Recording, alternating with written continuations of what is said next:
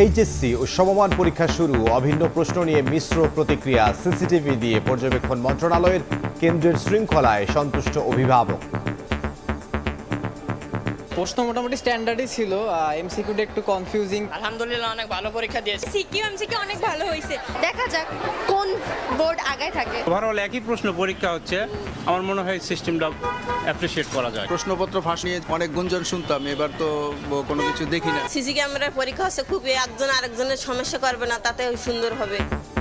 এবার ফর্ম পূরণ করেনি প্রায় 5.5 লাখ। শিক্ষা পদ্ধতিতে অনীহা ও আর্থসামাজিক চ্যালেঞ্জে ঝরে পড়ার কারণ কাঠামোগত পরিবর্তনে জোর।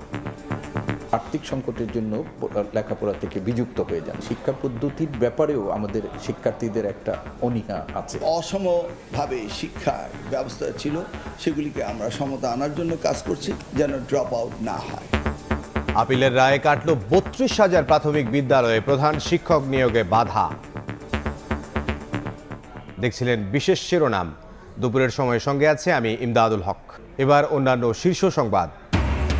জাতীয় কবির হৃদয় জুড়ে ছিল বাংলাদেশ, সব আন্দোলন সংগ্রামে তার সৃষ্টি প্রধান অনুপ্রেরণা। নজরুল বর্ষ উদ্বোধন করে প্রধানমন্ত্রী, সৃষ্টিকর্ম ছড়িয়ে দেওয়ার আহ্বান।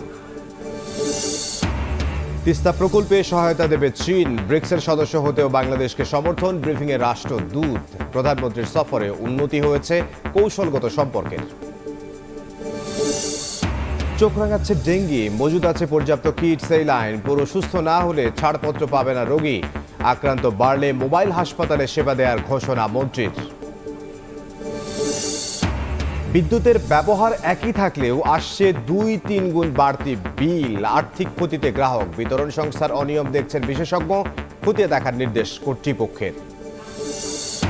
এবং অতিরিক্ত সময়ের পেনাল্টিতে সেনেগালের স্বপ্নভঙ্গ, রুদ্ধশ্বাস জয়ে বিশ্বকাপে টিকে রইল বেলজিয়াম। শীর্ষ 16 নিশ্চিত করল ইংল্যান্ড ও যুক্তরাষ্ট্র।